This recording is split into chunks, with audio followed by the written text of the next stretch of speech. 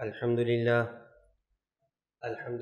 وحدہ والصلاة والسلام على من لا نبی بعدہ اما بعد فاعوذ باللہ من الشیطان الرجیم بسم اللہ الرحمن الرحیم ما كان محمد ابا احد من رجالکم ولكن رسول اللہ وخاتم النبیین وكان اللہ بكل شیء علیما صدق اللہ العظیم اللہم صلی علی محمد وعلی آل محمد کما صلیت علی ابراہیم وعلی آل ابراہیم انک حمید مجید اللہم بارک علی محمد وعلی آل محمد کما بارکت علی ابراہیم وعلی آل ابراہیم انک حمید مجید۔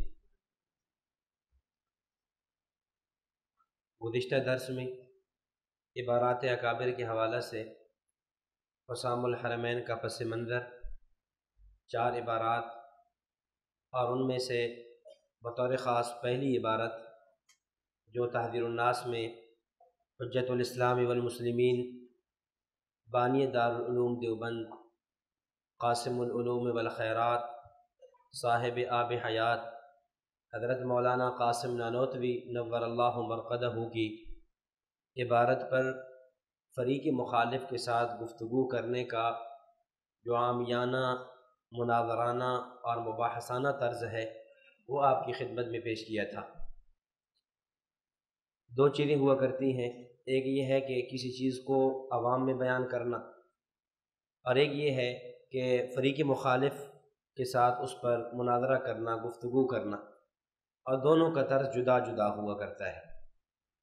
جہاں تک بات تحذیر الناس پر مناظرہ کرنے کی ہے یا تحذیر الناس سے پہلے مطلقاً عبارات اکابر، یہ چاروں عبارات جو ہیں ان پر جو مناظرہ کرنے کی جو بات ہے اس حوالے سے میں نے آپ کی خدمت میں تفصیل کے ساتھ پیش کر دیا تھا کہ اگر ہمارے پاس معرفت نامی کتاب موجود ہو جس پر 36 اکابر علماء بریلوی کے دستخط موجود ہیں، ہم ان 36 علماء کی عبارات کی اور تقاریض کی موجودگی میں اور ان کی روشنی میں عبارات پر مناظرہ آسانی کے ساتھ کر سکتے ہیں۔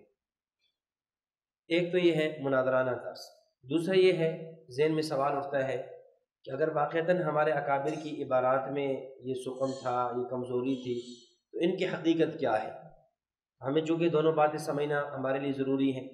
ایک یہ ہے کہ ہم فریق مخالف سے گفتگو کیسے کریں، اور دوسرا یہ ہے کہ واقعتاً اگر ہمارے ان اکابر علماء دیوبند کی عبارات میں کوئی اس طرح کے اشارات ملتے ہیں جس سے انکار ختم نبوت لازم آ رہا ہو، اللہ کی گستاخی، نبی اکرم صلی اللہ علیہ وسلم کی گستاخی لازم آ رہی ہو، تو اس کی حقیقت کیا ہے، اس کا جواب کیا ہے، اس کو بھی ہمیں سمجھنا چاہیے۔ میں ایک بات عرض کر دوں، کبھی بھی جب بھی آپ کی گفتگو کسی بدعی عالم سے ہو، کسی بدعی مولوی سے ہو، اس کا طرز کیا رکھنا چاہیے؟ جیسے میں نے عرض کیا نا، ایک ہے تحقیقی، ایک یہ ہے کہ جو ہے فریق مخالف کو جو ہے لاجواب کر دینا۔ اس انداز میں آپ کا انداز کیا ہونا چاہیے، کس طرز کے اندر آپ گفتگو فرمائیں۔ حجت اللہ فی الارض رئیس المناظرین حضرت مولانا امین صفدر اکاڑوی صاحب رحمۃ اللہ علیہ فرمایا کرتے تھے کہ جب آپ کی بریلویوں کے ساتھ گفتگو ہو تو اس کے اندر آپ فقہ حنفی کو بنیاد بنائیں۔ میں نے حیات النبی صلی اللہ علیہ وسلم والی نشست میں یہ بات تفصیل سے عرض کی تھی کہ مناظرے کا اصول یہ ہے کہ فریقین اس آخری نسبت جس میں متفق ہیں اس کو بنیاد بنایا جائے۔ وہ اپنے آپ کو دیوبندی کہتے ہیں، ہم بھی اپنے آپ کو دیوبندی کہلواتے ہیں، تو اب کوئی بھی معاملہ ہو ہم علماء دیوبند سے حل کریں، یا تو وہ اپنے آپ کو دیوبندی کہلوانا چھوڑ جائیں۔ جب اپنے آپ کو دیوبندی کہہ رہے ہیں تو پھر ہمیں چاہیے ہم ادھر ادھر نہ جائیں، کوئی بھی عقیدہ ہے، کوئی بھی مسئلہ ہے جو ان میں اور ہمارے مابین اختلافی چلا ہے، ہم اس کو کس سے جا کر حل کریں؟ علماء دیوبند سے حل کریں، کیونکہ ان کا اپنے آپ کو دیوبندی کہلانا اس بات کی دلیل ہے کہ وہ علماء دیوبند کو برحق سمجھ رہے ہیں۔ اگر علماء دیوبند کو برحق نہ سمجھتے تو وہ کبھی اپنے آپ کو دیوبندی نہ کہلواتے، اس لیے اس کو ہم کس سے حل کر لیں؟ علماء دیوبند سے حل کر لیں۔ جب ہماری گفتگو کسی بریلوی سے ہو، کسی بدعی سے ہو، تو اس وقت ہم بنیاد فقہ حنفی کو بنائیں۔ اس کو بنائیں فقہ حنفی۔ حضرت قاضی صاحب رحمہ اللہ اس کی مثال دیا کرتے تھے۔ حضرت فرماتے تھے کہ آپ کی گفتگو کسی بریلوی سے ہو، مثال کے طور پہ عنوان بن گیا اذان سے پہلے صلاۃ و سلام پڑھنا، اذان سے پہلے درود شریف پڑھنا، صلاۃ و سلام پڑھنا، کیونکہ عوام کی محفلوں میں اس کو اس انداز میں باور کرایا جاتا ہے کہ یہ لوگ درود شریف کے منکر ہیں، یہ لوگ درود شریف کو نہیں مانتے، اس لیے اذان سے پہلے ہمیں درود شریف پڑھنے نہیں دیتے۔ اگر گفتگو درود شریف پر چلی، اذان سے پہلے صلاۃ و سلام پر چلی، آپ ان سے اس سے پہلے دو سوال کریں۔ پہلے سوال یہ کریں کہ یہ جو نماز کے اندر ہم درود شریف پڑھتے ہیں، قاعدہ اخیرہ کے اندر جو درود شریف پڑھتے ہیں اللہم صلی علی محمد وعلی آل محمد آخر تک، کیا اس درود شریف کا ثبوت کتب فقہ حنفیہ سے ہے؟ اگر ہے تو چند دلائل آپ پیش کر دیں کہ علماء احناف نے لکھا ہو، فقہاء احناف نے لکھا ہو کہ نماز میں پڑھے جانے والا درود شریف ان کتابوں سے ثابت ہے۔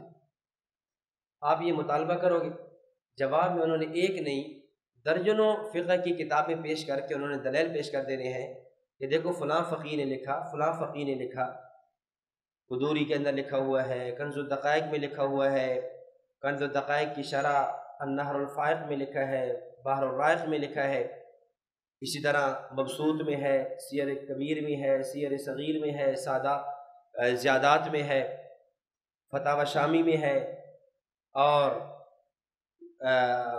بدائع الصنائع میں ہے، ہدایہ میں ہے، عمدۃ الرعایہ میں ہے۔ وہ آپ کے سامنے کئی ایک کتابوں کے متون پیش کر دیں گے، شروح پیش کر دیں گے کہ دیکھیں ان تمام کتابوں میں لکھا ہے کہ نماز کے اندر قاعدہ اخیرہ میں پڑھے جانے والا درود شریف یہ ثابت ہے۔ اس کے بعد آپ دوسرا سوال کریں گے کہ یہ جو جنازے کے اندر درود شریف پڑھا جاتا ہے، جنازے کی دوسری تکبیر کے بعد ہم درود شریف پڑھتے ہیں، کیا اس کا ثبوت فقہ حنفیہ سے ہے، کتب فقہ سے ہے؟ کیا کسی فقیہ نے جو حنفی ہو اس نے اس درود شریف کو بھی ذکر کیا ہے؟ اب اس کے جواب میں بھی وہ آپ کے سامنے ایک نہیں درجنوں متون فقہ حنفی پیش کر دیں گے اور کہہ دیں گے کہ دیکھیے فلاں نے لکھا، فلاں نے لکھا، فلاں نے لکھا۔ ان تمام فقہ حنفیہ نے جنازے کے اندر جو پڑھے جانے والا درود شریف ہے اس کو بھی لکھا ہے۔ اب آپ تیسرا سوال کریں، اور جو آپ کا اصل محل استشہاد ہے اور جو اصل جو محل گفتگو ہے وہ کیا ہے؟ یہ جو اذان سے پہلے پڑھے جانے والا درود شریف ہے، اذان سے پہلے جو آپ الصلاۃ والسلام علیک یا رسول اللہ پڑھتے ہو، کیا اس کو بھی فقہ حنفیہ میں سے کسی نے لکھا ہے؟ آپ نے یہ سوال کرنا ہے، ان کی طرف سے جواب آنا ہے کہ کیا آپ نے قرآن نہیں پڑھا؟ کیا آپ نے قرآن نہیں پڑھا؟ جب اللہ تعالیٰ فرما رہے ہیں ان اللہ وملائکتہ یصلون علی النبی یا ایھا الذین آمنوا صلوا علیہ وسلموا تسلیما، جب قرآن میں صریح موجود ہے پھر کسی اور کی طرف جانے کی کیا ضرورت ہے؟ سوال یہ ہے اگر نماز کا درود شریف ثابت تھا فقہ حنفیہ نے لکھ دیا، جنازے کا درود شریف ثابت تھا فقہ حنفیہ نے لکھ دیا، اذان سے پہلے کا درود شریف ثابت ہوتا تو فقہ حنفیہ وہ بھی لکھ دیتے، فقہ حنفیہ نے وہ تو نہیں لکھا۔ یہ آیت جو آج آپ سمجھے ہیں یہ حنفی فقہا کو سمجھ نہیں آئی، ان اللہ و ملائکتہ یصلون علی النبی، یہ آج تو نہیں اتری نا، آج اتری ہے، نبی اکرم صلی اللہ علیہ وسلم پر اتر چکی تھی نا۔ اس آیت کی شرح میں نہ نبی اکرم صلی اللہ علیہ وسلم نے فرمایا کہ درود شریف پڑھنا ہے اذان سے پہلے، نہ ہی کسی صحابی نے فرمایا ہے، نہ ائمہ اربعہ میں سے کسی نے کہا ہے، نہ بطور خاص ہم فقہ حنفی کو فالو کرنے والے ہیں، فقہ حنفیہ میں سے کسی نے بھی نہیں کہا۔ اس کا مطلب یہ ہے کہ اس آیت کی ایک شرح وہ ہے جو آپ سمجھے ہو، ایک شرح وہ ہے جو فقہ حنفیہ سمجھے ہیں۔ اس کی ہم وہ شرح لیں گے جو فقہا نے اسلاف نے سمجھی ہے، نہ کہ ہم وہ شرح لیں گے جو آپ لوگوں نے سمجھی ہے۔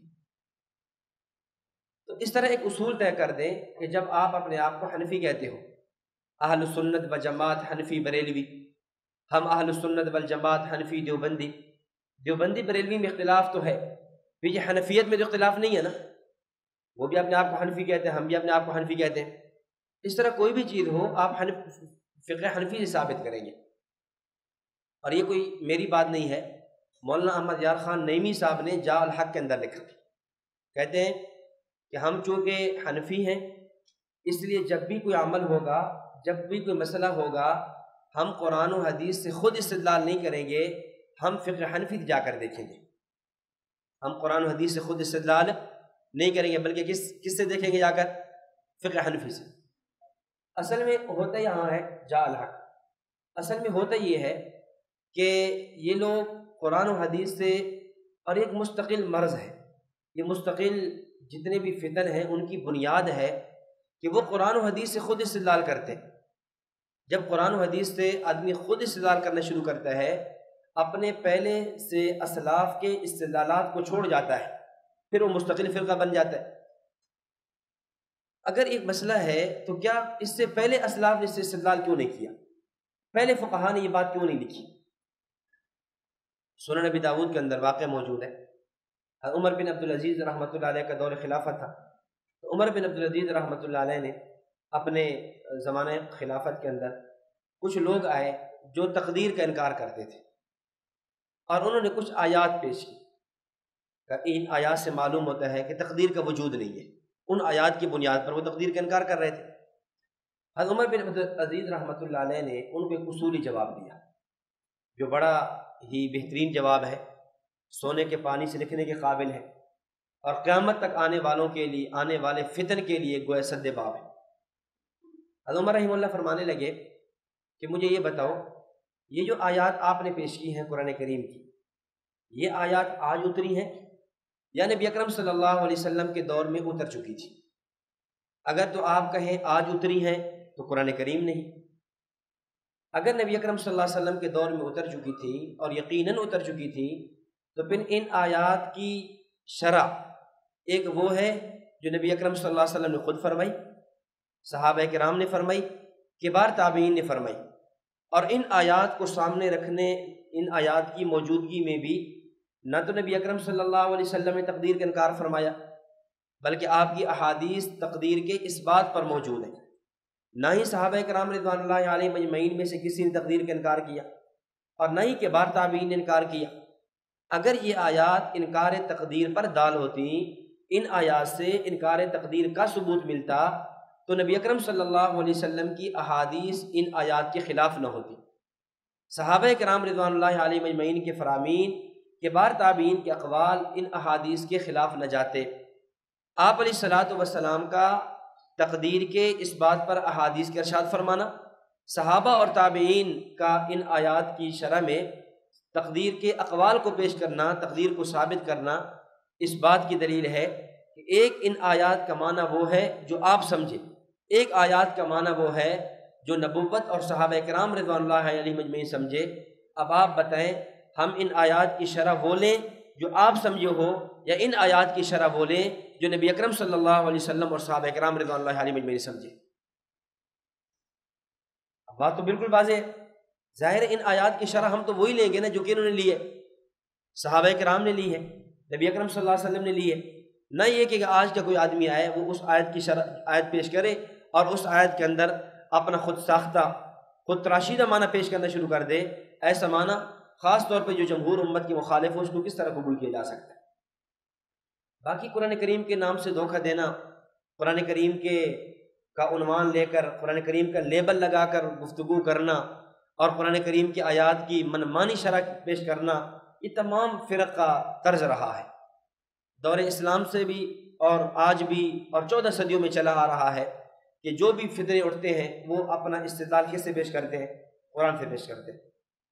علامہ عبد الکریم شہرستانی رحمۃ اللہ علیہ نے الملل والنحل لکھی، جس کے اندر انہوں نے فرقوں کا تعارف کروایا، تو اس میں مختلف فرقے جو زمانہ اسلام میں پیدا ہو چکے تھے، جیسے معتزلہ، قدریہ، مجسمہ، معطلہ، مشبہہ، روافض، خوارج، نواصب، تمام مختلف فرق کا تعارف کرایا۔ حضرت ایک اصول شروع میں نقل کیا، حضرت رحمہ اللہ فرماتے ہیں کہ ہم نے جب ان فرق کی بنیادیں دیکھی، ہم اس نتیجے پر پہنچے ہیں کہ ان لوگوں نے جب بھی استدلال کیا ہے، استدلال قرآن سے کیا ہے۔ کس سے کیا؟ قرآن کریم سے استدلال کیا۔ اور آج مماتی بھی یہی کہتے ہیں، اور بھی کئی فرق اٹھتے ہیں، وہ قرآن کریم کا نام لے کر اٹھتے ہیں کہ ہم تو قرآن کریم سے استدلال پیش کر رہے ہیں۔ اور پھر قرآن کریم کا استدلال کیسے ہوتا ہے؟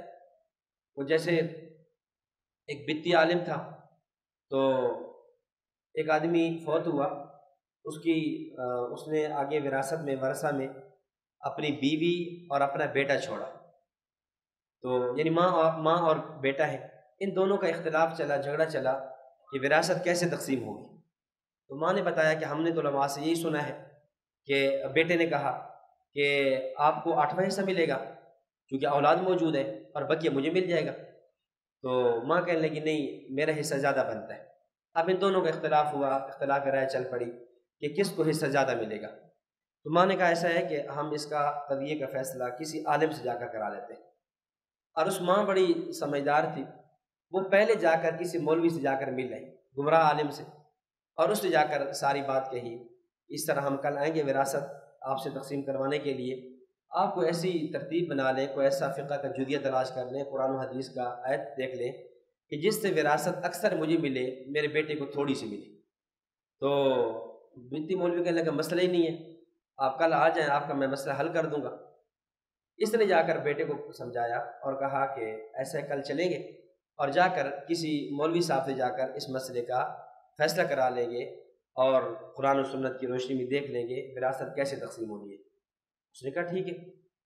اگلے دن ہوا، ماں اور بیٹا دونوں چلے گئے، جا کر مولوی صاحب کے پاس پہنچے تو مولانا کہنے لگے کہ آپ یہ بتاؤ بیٹا، میں آپ کا مسئلہ قرآن سے حل کروں، حدیث سے حل کروں یا فقہ سے حل کروں؟ تو بیٹا کہنے لگا کہ، اور ماں بھی کہنے لگی، حضرت اگر قرآن ہو جائے تو بڑی بات ہے، ظاہر مسئلہ قرآن سے حل ہو جائے تو اس سے بڑی بات کیا ہو سکتی ہے۔ اس نے کہا ٹھیک ہے، میں پھر قرآن سے حل کر دیتا ہوں۔ تو انہوں نے کہا بیٹے کو کہا بیٹا بات یہ ہے، قرآن کریم کی روشنی میں قرآن کریم یہ کہتا ہے کہ جتنی بھی وراثت ہے وہ ساری کی ساری آپ کی ماں کو ملے گی، آپ کی والدہ صاحبہ کو ملے گی، آپ بالکل محروم ہو جائیں گے، آپ کو کچھ بھی نہیں ملنا۔ بیٹا بڑا حیران ہوا کہ ہم نے تو آج تک کسی عالم سے بات نہیں سنی، کہیں نہیں پڑھی، اور بھی لوگ فوت ہوتے ہیں، میرا والد فوت ہوا تو کوئی نیا کام تو نہیں ہوا، تو یہ کیسے ہے؟ انہوں نے کہا حضرت اگر آپ اس پر مناسب سمجھے تو کوئی دلیل بھی ارشاد فرما دیں، قرآن کریم کی آیت بھی پڑھ دیں تاکہ میں مطمئن ہو جاؤں۔ انہوں نے کہا جی قرآن کریم موجود ہے۔ اس نے قرآن کریم کی، اس نے کہا آپ کو آخری پارہ نہیں تو چلو آخری 10 صورتیں تو یاد ہوں گی؟ انہوں نے کہا جی بالکل 10 صورتیں تو یاد ہیں۔ انہوں نے کہا سورۃ تبت یدا پڑھو۔ اللہ تعالیٰ کیا فرماتے ہیں؟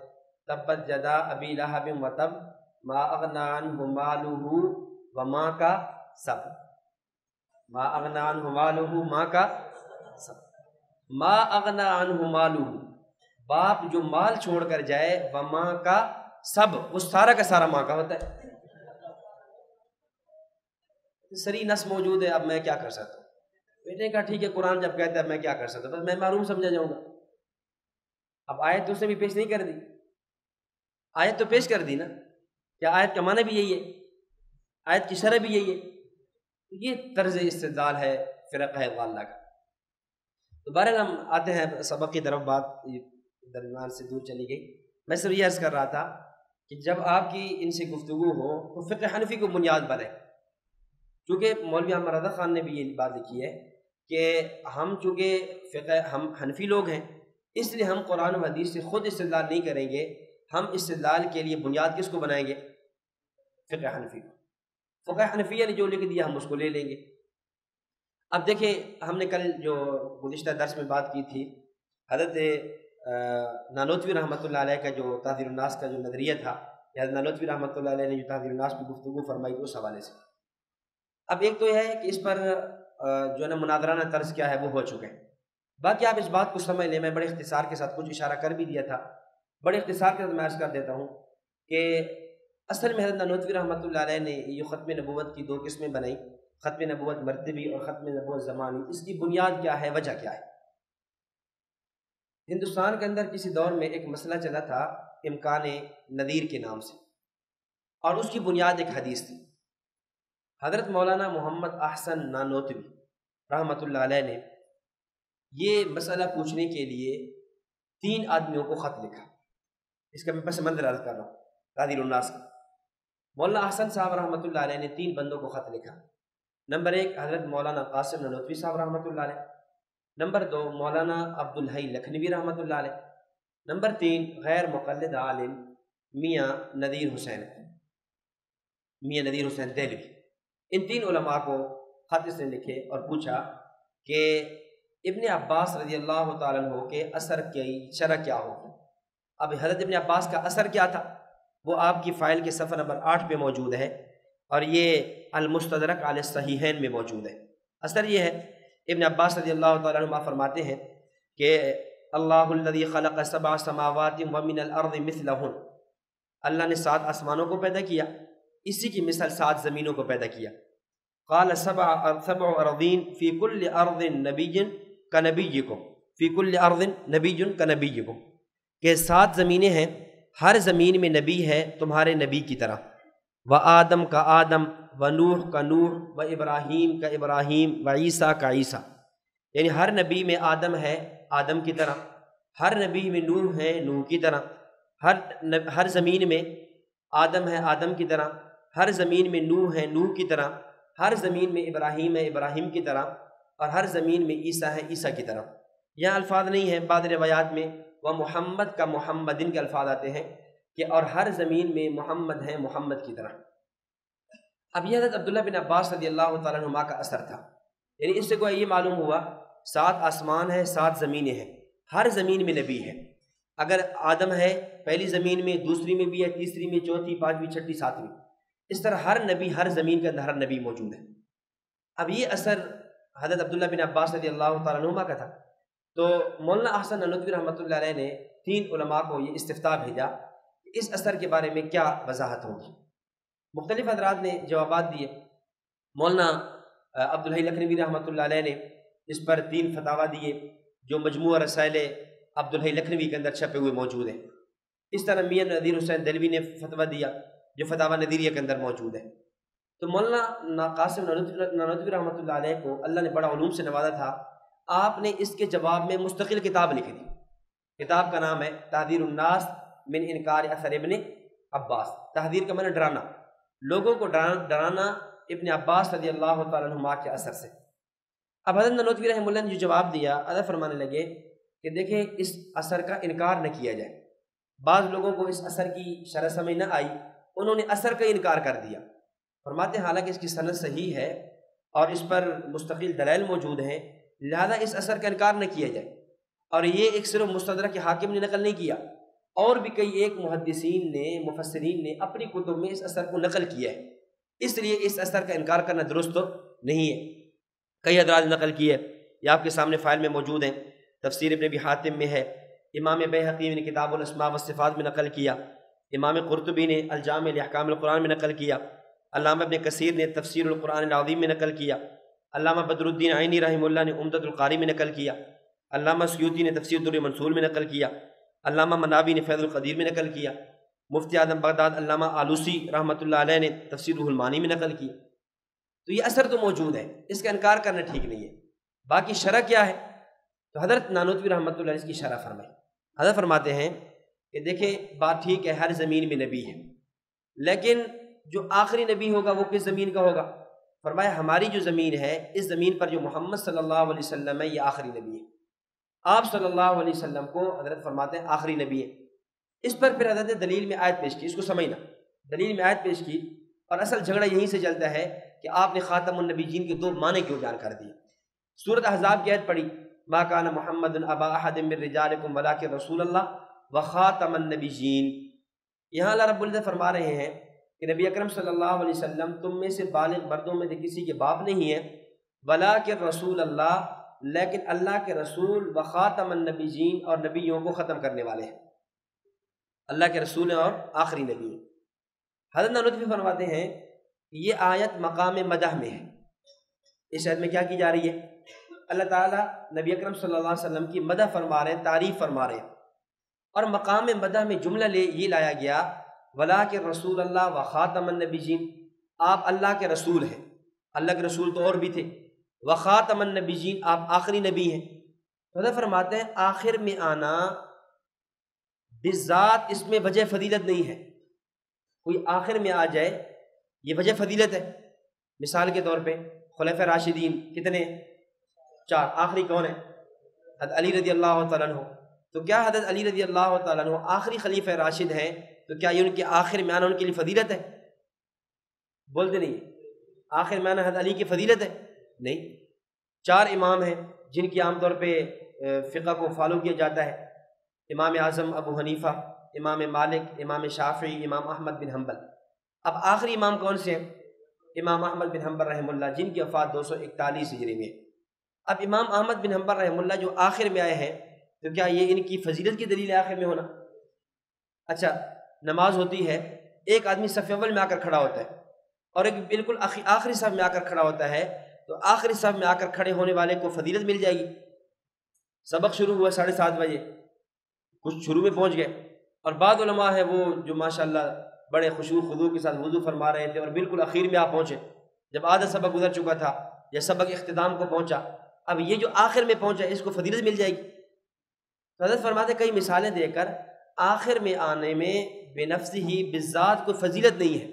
جب آخر میں آنے میں فضیلت نہیں ہے تو خاتم النبیین کا صرف ایک ہی معنی بیان کرنا کہ آپ آخری نبی ہیں زمانے کے اعتبار سے، اس میں نبی اکرم صلی اللہ علیہ وسلم کی عظمت اور شان واضح نہیں ہوتی۔ اگر خاتم النبیین کا یہی معنی بیان کریں گے کہ جو عام محدثین نے، عام مفسرین نے معنی بیان کیا، خاتم النبیین کا معنی زمانے کے اعتبار سے آپ آخری نبی ہیں۔ اس کے اعتبار سے، زمانے کے اعتبار سے آپ آخری نبی ہیں۔ نبوت کا وہ سلسلہ جو سید آدم علیہ السلام سے شروع ہوا، آپ صلی اللہ علیہ وسلم پر ختم ہو رہا ہے۔ اب آپ آخری نبی ہیں، آپ کے بعد نبی نہیں آئے گا۔ ختم نبوت زمانی کا معنی صرف یہ بیان کرنا، اس میں نبی اکرم صلی اللہ علیہ وسلم کی فضیلت چھلکتی ہوئی نظر نہیں آتی۔ اس لیے اس آیت کا معنی ایسا بیان کیا جائے جس سے نبی اکرم صلی اللہ علیہ وسلم کی فضیلت سمجھ آ جائے۔ اور وہ کیا ہے؟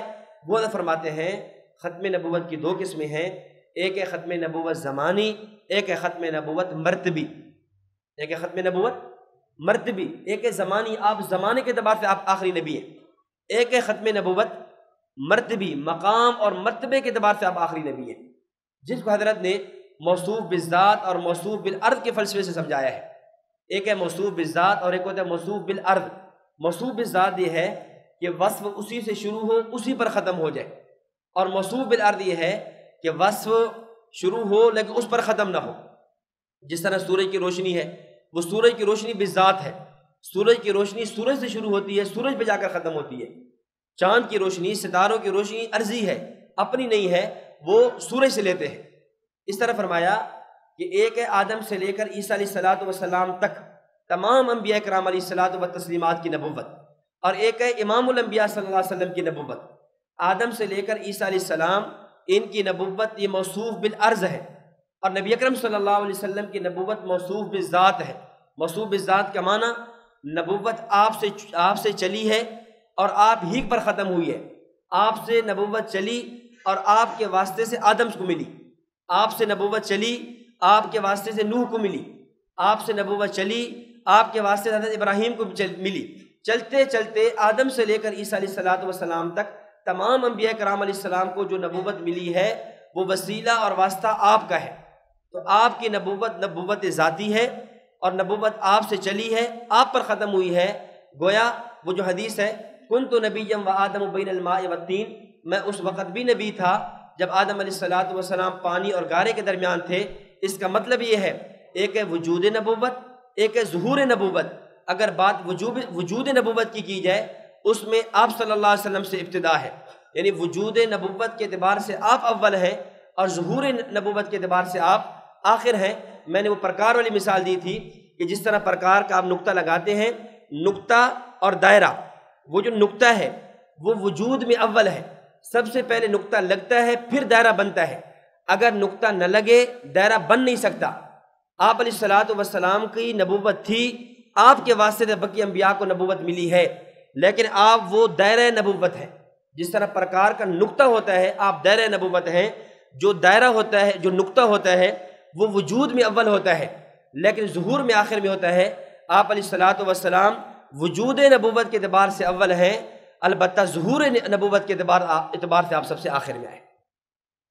حضرت نانوتوی رحمۃ اللہ علیہ یہ سمجھا رہے ہیں کہ ختم نبوت کا صرف ایک معنی بیان نہ کرو، ختم نبوت کا معنی ختم نبوت ذاتی بھی ہے، ختم نبوت مرتبی بھی ہے۔ اس طرح آگے ختم نبوت مکانی بھی ہے، یعنی ذاتی بھی ہے، اور ذاتی کا مطلب آپ کی وجہ سے بقیہ انبیاء کو ملی۔ زمانی بھی ہے کہ آپ سب سے آخر میں آئے، مکانی بھی ہے کہ 7 زمینوں میں اس زمین پہ جس پہ انسان بستے ہیں، اس زمین کا جو محمد ہے وہ سب سے آخر میں۔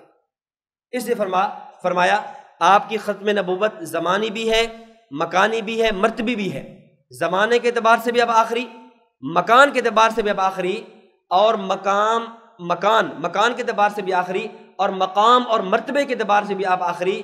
جس طرح ہمارے یہاں کہہ دیا جاتا ہے کہ فلاں پر جو ہے وہ حدیث ختم ہے، ہم کیا کہتے ہیں؟ علامہ انور شاہ کشمیری خاتم المحدثین ہے۔ کیا مطلب؟ یعنی حدیث کا جو مقام اور مرتبہ ہے وہ ان پر ختم ہے۔ فلاں جو ہے نا وہ خاتم الاطباء ہے، وہ ڈاکٹروں میں سے سب سے خاتم ہے، اس پر بس طب ختم ہے۔ کیا معنی؟ کہ یعنی طب کا کمال ایسا ہے گویا اسی سے لوگوں کو ملا ہے۔ حدیث کا کمال ایسا ہے، انور شاہ صاحب رحمۃ اللہ علیہ سے اور علماء محدثین میں تقسیم ہوئے ہے۔ اس طرح فرمایا کہ آپ خاتم النبیین کا معنی صرف ختم نبوت زمانی نہیں ہے، صرف ختم نبوت مکانی نہیں ہے، ختم نبوت زمانی بھی ہے، ختم نبوت مکانی بھی ہے، اور ختم نبوت مرتبی بھی ہے۔ آپ علیہ الصلوۃ والسلام کو تینوں نبوتیں حاصل ہیں۔ اب آپ بتائیں، حضرت نانوتوی رحمہ اللہ نے یہ جو شرح فرمائی اس اثر ابن عباس کی، کیا اس میں آپ نے حضرت نبی اکرم صلی اللہ علیہ وسلم کی ختم نبوت کا انکار کیا؟ ختم نبوت کا انکار کیے؟ انکار تو تب ہوتا نا کہ آپ نے ختم نبوت زمانی کا انکار کر دیا ہوتا۔ آپ آگے جا کر 5 صفحے چھوڑ کر آگے جا کر لکھتے ہیں کہ میرا عقیدہ یہ ہے کہ زمانے کے اعتبار سے بھی آپ آخری ہیں، اگر آپ کے بعد کسی نبی کو تسلیم کیا جائے گا تو وہ بھی دائرہ اسلام سے خارج ہو جائے گا۔ یعنی آپ نے صراحت کے ساتھ ختم نبوت زمانی کو بھی لکھا ہے کہ میں ختم نبوت زمانی کا بھی قائل ہوں کہ زمانے کے اعتبار سے بھی کیا ہے آپ آخری نبی ہے۔ اچھا، اب اشکال کیا ہے ان کی طرف سے؟ ایک اشکال یہ ہے، حضرت نانوتوی رحمۃ اللہ علیہ نے جب ختم نبوت کو سمجھایا ہے تو وہاں الفاظ لے کر ہے بالفرض۔ کیا لے کر ہے؟ کہ بالفرض اگر آپ کے بعد کوئی نبی آ جائے تو آپ کی خاتمیت پر فرق نہیں پڑے گا۔ بالفرض آپ کے بعد کوئی نبی آ جائے تو آپ کی نبوت، آپ کی خاتمیت پر فرق نہیں پڑے گا۔ اب آپ کیا فرما رہے ہیں؟ اب مخالف یہ سمجھا کہ حضرت نانوتوی یہ کہہ رہے ہیں کہ بالفرض آپ کے بعد کوئی نبی آ جائے تو خاتمیت پہ زمانیہ پر فرق نہیں پڑے گا۔ حضرت نانوتوی یہ فرما رہے ہیں خاتمیت زمانیہ نہیں، خاتمیت مرتبیہ پر فرق نہیں پڑے گا۔ ہاں، خاتمیت زمانیہ پر تو فرق پڑ جائے گا لیکن خاتمیت مرتبیہ پر فرق نہیں پڑے گا۔ کیوں؟ آپ تو اس وقت بھی نبی تھے جب آدم نہیں تھے۔ آدم سے لے کر عیسیٰ علیہ السلام تک یہ انبیاء تشریف لائے تو آپ کی ختم نبوت مرتبی پر فرق نہیں پڑا۔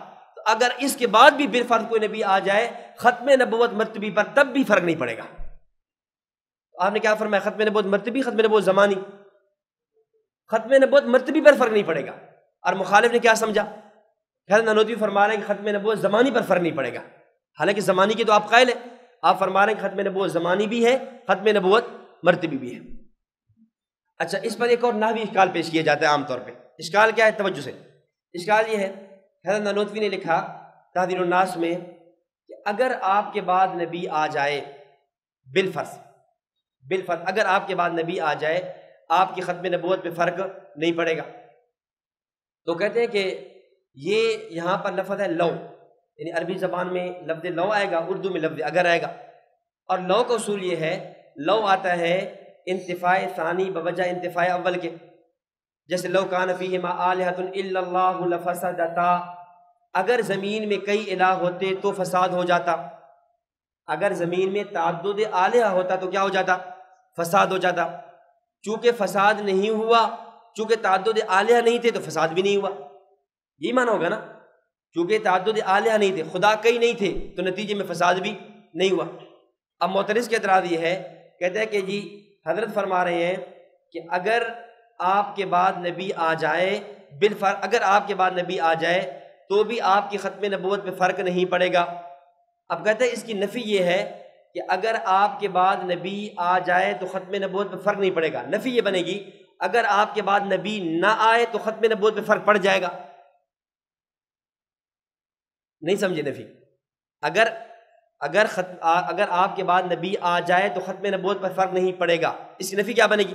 نفی یہ پڑے گی اگر آپ کے بعد نبی نہ آئے تو ختم نبوت پہ فرق پڑ جائے گا، چونکہ آپ کے بعد نبی آیا نہیں ہے تو ختم نبوت پہ فرق پڑ چکا ہے۔ نہیں سمجھے ان کا اشکال؟ بریلویوں کا اشکال سمجھ گئے؟ چونکہ اس کی نفی یہ بنتی ہے کہ اگر آپ کے بعد نبی آئے تو ختم نبوت پہ فرق نہیں پڑے گا، چونکہ نبی آیا نہیں ہے، جب نبی نہیں آیا تو ختم نبوت پہ فرق پڑ چکا۔ اس کا مطلب یہ ہے کہ حضرت نانوتوی رحمۃ اللہ علیہ در پردہ ختم نبوت کے منکر ہے۔ آپ کو سمجھ آ گئی؟ خان صاحب نے کس طرح جو ہے نا صغرا کبرا ملا کر حد اوسط گرا کر کس طرز کے اندر حضرت نانوتوی کے کو منکر ختم نبوت ثابت کرنے کی کوشش کی ہے. دیکھیں اس کا جواب سمجھیں. جواب یہ ہے کہ آپ کو شاید آپ نحو سے ناواقف ہے، نحو سے ناواقفیت کی بنیاد پر آپ اشکال کر رہے ہیں. لو کا جہاں ایک معنی یہ آتا ہے انتفاع اول بوجہ انتفاع ثانی، لو کا ایک اور معنی بھی ہے. لو آتا ہے استمرار کے لیے. لو کس کے لیے؟ استمرار اور دوام کے لیے. شرح جامی کے اندر لو کی بات اٹھائیں، وہاں پر شرح جامی ملا جامی رحمۃ اللہ علیہ نے لو کے 4 استعمال لکھے اور اس میں فرماتے ہیں ولہا استعمال ثالث. لو کا جو تیسرا استعمال ہے وہ آتا ہے دوام اور استمرار کے لیے. دوام اور استمرار کیسے؟ شرح جامی مثال ہے کہ ایک آدمی کہتا ہے لو اہنتنی لا اکرمتک، اگر تو نے میری توہین کی تو میں تیرا اکرام کروں گا. اگر تو نے مجھے گالی دی، تو نے میری بے عزتی کی تو لا اکرمتک، تو میں تیرا کیا کروں گا؟ اکرام کروں گا. اب اس کی نفی یہ بنے گی کہ یعنی اگر تو میری توہین کرے گا تو میں تیرا اکرام کروں گا. اس کی نفی یہ بنے گی اگر تو میری توہین نہیں کرے گا تو میں بطریق اولا تیرا اکرام کروں گا. یہی بنے گی نفی. اب یہ نفی تو نہیں بنے گی کہ اگر تو میری توہین کرے گا تو میں تیرا اکرام کروں گا. نفی. توہین نہیں کرے گا تو اکرام بھی نہیں کروں گا، یہ نفی بنتی ہے نہیں. یہاں پر لو کا معنی دوام اور استمرار کے لیے ہے. اگر تو میری توہین کرے گا تو میں تیرا اکرام کروں گا، اور اگر توہین نہیں کرے گا تو بطریق اولا اکرام کروں گا. حضرت نانوتوی رحمہ اللہ فرما رہے ہیں کہ اگر بالفرض آپ کے بعد کوئی نبی آ جائے تو ختم نبوت مرتبی پر فرق نہیں پڑے گا، اور اگر نبی نہ آئے تو بطریق اولا فرق نہیں پڑے گا. اگر نبی آ جائے تو فرق نہیں پڑے گا، اگر نبی نہ آئے تو پھر تو بطریق اولا فرق نہیں پڑے گا. تو حضرت نانوتوی اگر آپ نفی کے اعتبار سے بھی دیکھیں گے تو حضرت نانوتوی رحمہ اللہ پر اشکال نہیں ہے. تب بھی آپ ختم نبوت زمانی کے بھی قائل ہیں، ختم نبوت مکانی بھی کے بھی قائل ہیں، اور ختم نبوت رتبی کے بھی قائل ہیں. اس کے بعد آگے سمجھے دوسرا اشکال. اعتراض نمبر 2 دیکھیں. یہ اعتراض سمجھ آ گیا؟ کچھ نہ کچھ تو سمجھ آ گیا ہوگا نا. اعتراض نمبر 2. ویسے تو 4 اعتراضات ہیں جو حسام الحرمین کے حوالے سے ہیں. تو 4 اعتراضات سے پہلے ایک اعتراض جو عام طور پہ بہت مشہور ہے اور چلتا بھی ہے، گو کہ وہ حسام الحرمین میں نہیں ہے، لیکن وہ اعتراض کئی بنیادوں پر کیا جاتا ہے، اس لیے اس کو سمجھ دیں. عام طور پر اکابر علماء دیوبند کے خوابوں پر اعتراضات کیے جاتے ہیں. میں نے آپ کو عرض کیا تھا ہمارے اکابر پر کئی اعتراضات ہیں. کچھ خوابوں پر اعتراضات ہیں، کچھ ملفوظات پر اعتراضات ہیں، کچھ ہمارے شروح بخاری پر اعتراضات ہیں. یہ حسام الحرمین کے تو 4 مشہور اعتراض ہیں. اس سے ہٹ کر کچھ ہمارے اکابر علماء دیوبند کے خوابوں پر اعتراضات کیے جاتے ہیں. مثلا کئی خواب ہیں. حضرت خلیل احمد سہارنپوری صاحب رحمہ اللہ نے اپنا خواب بیان کیا کہ میں نے خواب میں دیکھا کہ نبی اکرم صلی اللہ علیہ وسلم میرے ساتھ نا اردو میں گفتگو فرما رہے ہیں. تو میں نے پوچھا یا رسول اللہ آپ کو اردو کیسے آ گئی، آپ تو عربی ہیں؟ تو فرمانے لگے جب سے ہمارا واسطہ علماء دیوبند سے ہوا ہے ہمیں اردو آ گئی ہے. ہمارا واسطہ علماء دیوبند سے ہوا ہمیں کیا ہے؟ اردو آ گئی. اب یہ حضرت سہارنپوری رحمہ اللہ کا خواب ہے. حضرت اس کی تعبیر بھی بیان کر دی. تعبیر واضح سی ہے کہ علماء دیوبند نے نبی اکرم صلی اللہ علیہ وسلم کی حدیث مبارک کی جو خدمت ہے وہ اردو زبان میں کی ہے. آپ صلی اللہ علیہ وسلم کے فرامین کا نام حدیث ہے. حدیث کی شروع ان لوگوں نے جو اردو میں کی ہے، اس مناسبت سے یہ خواب دلیل ہے، یہ تعبیر ہے. اللہ تعالیٰ نے علماء دیوبند کی خدمت حدیث کو قبول فرمائے. اب اتنی سی بات ہے، لیکن ان لوگوں نے اس کو کیا رنگ دیا؟ ان لوگوں نے یہ رنگ دیا کہ علماء دیوبند نبی اکرم صلی اللہ علیہ وسلم کے استاد بن گئے. اب یہ جب بیان کرتے ہیں نا عوام، یہ بیان کرتے ہیں کہ دیوبندی مولوی نبی اکرم صلی اللہ علیہ وسلم کیا بن گئے؟ استاد بن گئے، کہ اللہ کے نبی صلی اللہ علیہ وسلم کو اردو سکھا رہے خوابوں کے اندر. حالانکہ بات خواب کی ہے. تو کچھ چیزیں ایسی ہوتی ہیں جو حقیقت میں اگر ان کو پورا پڑھا جائے نا وہ وجہ کمال بنتی ہے، لیکن یہ لوگ اس کو وجہ کمال کو کیا پیش کرتے ہیں؟ اس کو جو ہے توہین کی بنیاد بنا کر پیش کرتے ہیں. مثلا یہ ان کا مولوی گزرا ہے مولوی شفیع کاڑوی، اس نے کتاب لکھی ہے علماء دیوبند کا تعارف. اس کے اندر اس نے ایک واقعہ نقل کیا، واقعہ نہیں نقل کیا بس صرف اشارہ کیا. کہتے ہیں کہ علماء دیوبند گستاخ رسول بھی ہیں، گستاخ خدا بھی ہیں، گستاخ مصطفیٰ بھی ہیں، گستاخ صحابہ بھی ہیں. بھائی صحابہ کیسے ہیں؟ کہتے ہیں کہ مولوی گزرے ہیں عبداللہ درخواستی، وہ اپنے آپ کو ابو ہریرہ کہلوایا کرتے تھے کہ میں ابو ہریرہ ہوں رضی اللہ عنہ. اب آذن اللہ نقل کفر نباشد، کہاں سید ابو ہریرہ کا مقام اور کہاں یہ مولوی، اور یہ اپنے آپ کو ابو ہریرہ کہہ رہے ہیں. اب یہ عوام کتاب میں بھی لکھ دیا، عوام میں ایسے اعتراض بیان کیا جاتا ہے۔ اب ظاہر عوام جب عام آدمی یہ اعتراض سنتا ہے وہ بھی پریشان ہو جاتا ہے، حیران ہو جاتا ہے کہ واقعتاً یہ تو بڑی گستاخی کی بات ہے، کہاں صحابی رسول کا مقام مرتبہ اور کہاں یہ آدمی اپنے آپ کو یوں کہہ لے۔ تو اصل حقیقت کیا ہے، اصل واقعہ کیا ہے، میں وہ عرض کرتا ہوں آپ کی خدمت۔ اصل واقعہ یہ ہے، حافظ الحدیث حضرت مولانا عبداللہ درخواستی صاحب رحمۃ اللہ علیہ ایک مرتبہ عمرہ یا حج کے سفر پہ تشریف لے گئے، مسجد نبی میں بیٹھے ہوئے تھے، آپ درس حدیث دے رہے تھے، چونکہ آپ حافظ الحدیث تھے۔ ایک قول کے مطابق آپ کو 10,000 احادیث زبانی یاد تھی، بعد نے کہا کہ آپ کو 1,00,000 حدیثیں سندن متنن یاد تھی، تو 10,000 بھی ہوں تو بہت بڑی تعداد ہے۔ آپ وہاں مسجد نبی میں بیٹھ کر درس حدیث دے رہے تھے، درس حدیث دیتے دیتے آپ ظاہر اردو ترجمہ تو نہیں کر رہے تھے، سند پڑھتے متن پڑھتے، سند پڑھتے متن پڑھتے، رواہ البخاری رواہ الترمذی حوالہ جات یوں پڑھ رہے، عرب کا مجمع بیٹھا تھا سن رہے تھے۔ ایک دیہاتی بیٹھا ہوا تھا، جب اس دیہاتی نے یہ سنا کہ یار کمال کا آدمی ہے، کتنی حدیث اس کو زبانی یاد ہے، کیسے سند اور متن کے ساتھ بیان کرتا جا رہا ہے، تو وہ دیہاتی کھڑا ہوا اور فرط محبت میں جذبات میں آیا، جذبات میں آ کر کہتا ہے یا اہل العرب لو ما رأیتم ابا ہریرہ فہذا ابو ہریرہ، لو ما رأیتم ابا ہریرہ فہذا ابو ہریرہ، لو ما رأیتم ابا ہریرہ فہذا ابو ہریرہ، اے عربیو اگر تم نے اس وقت ابو ہریرہ نے دیکھا تھا، آج اس زمانے کا ابو ہریرہ اس کو دیکھ لو۔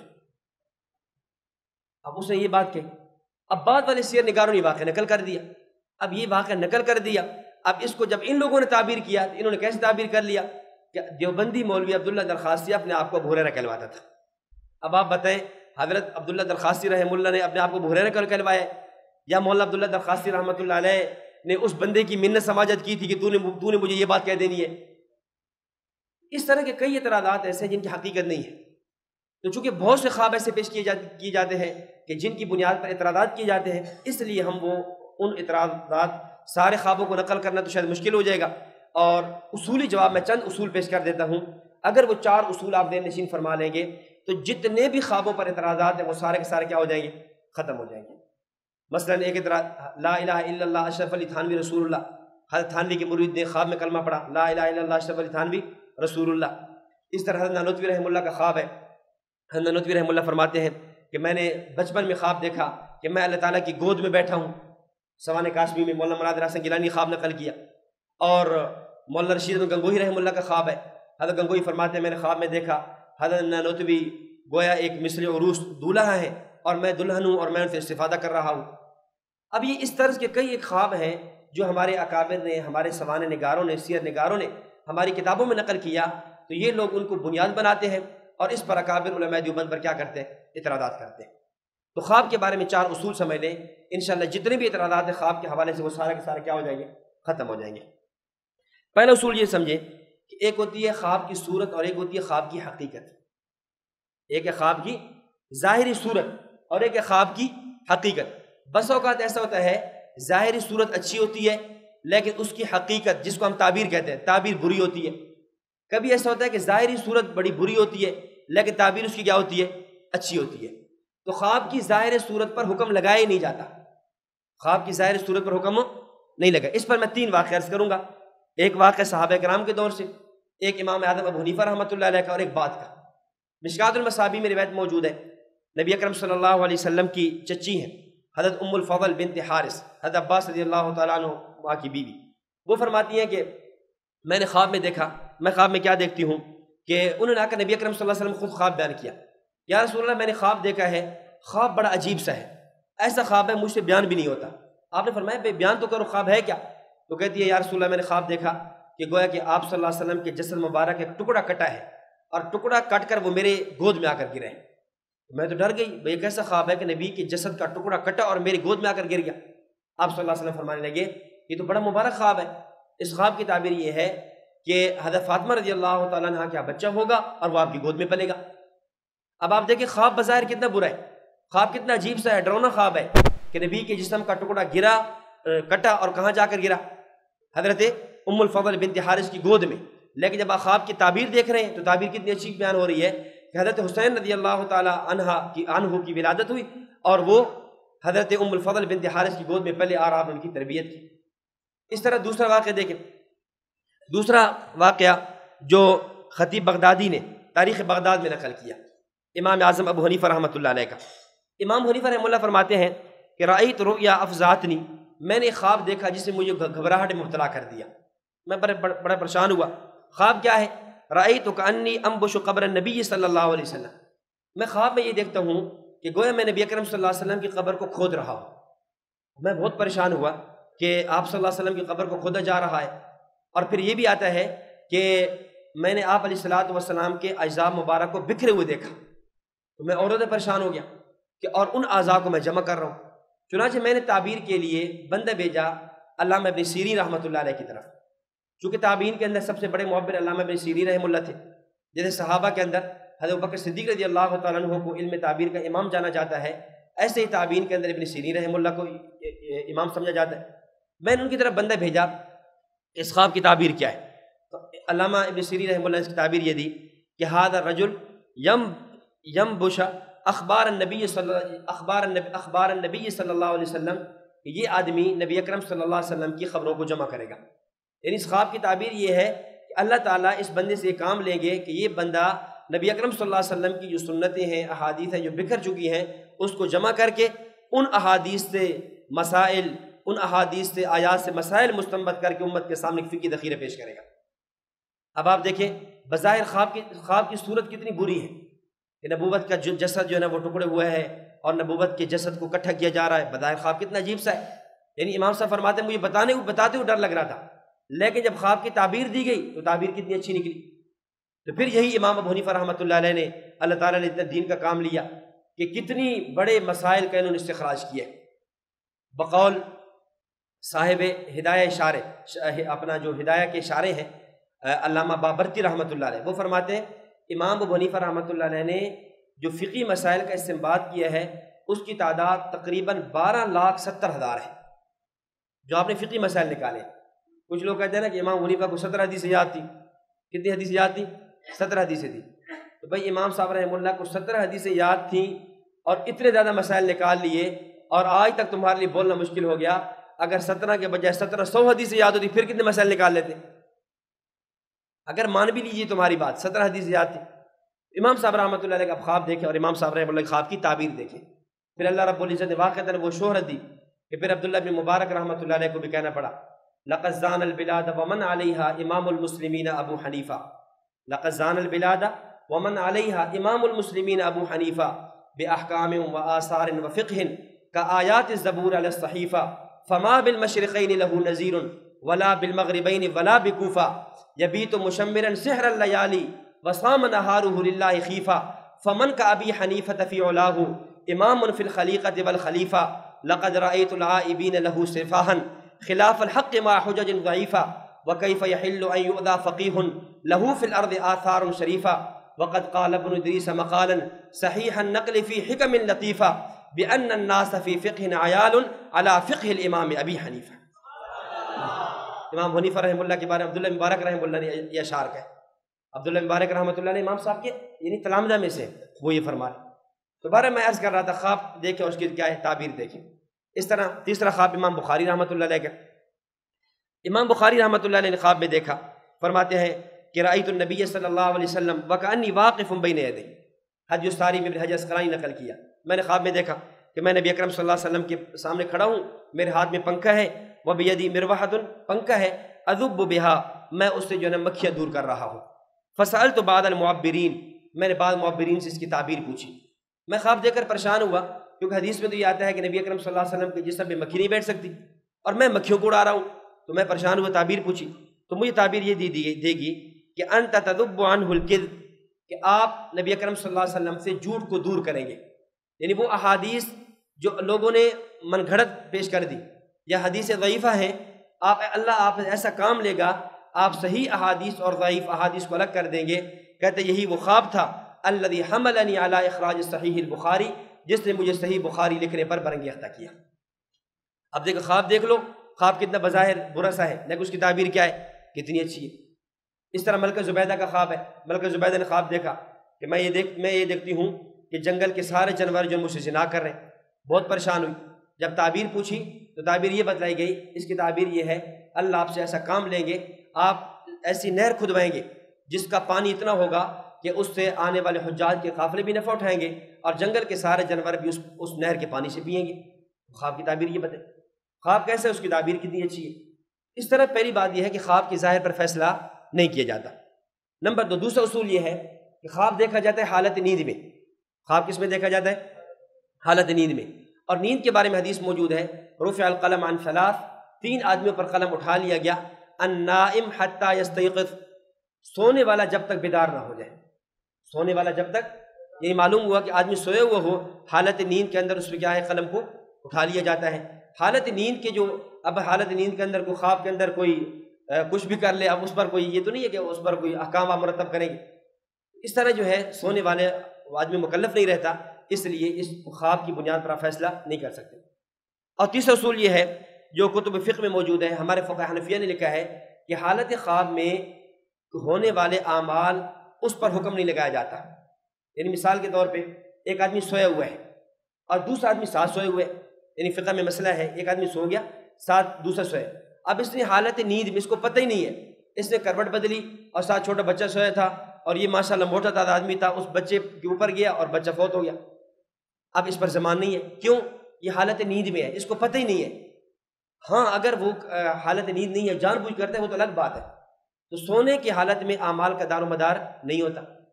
اور چوتھا اصول جو خود غیر بریلویوں کی کتابوں سے بھی موجود ہے، اہل بدعت نے بھی لکھا ہے، طاہر القادری نے کتاب لکھی، کتاب کا نام ہے خوابوں اور بشارات پر اعتراضات کا علمی محاکمہ۔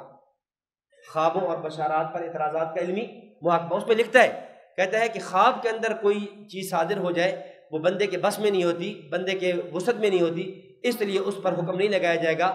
اس پر حکم لگانا، خواب کی بنیاد پر کسی کو کافر کہنا، کسی کو گستاخ کہنا، یہ کیا ہے؟ یہ جہالت اور نادانی کی بات ہے، نالائکی کی بات ہے، یا عقل مندی کی بات نہیں ہے۔ یہ تمہارے عالم مولانا طاہر القادری صاحب فرما رہے ہیں۔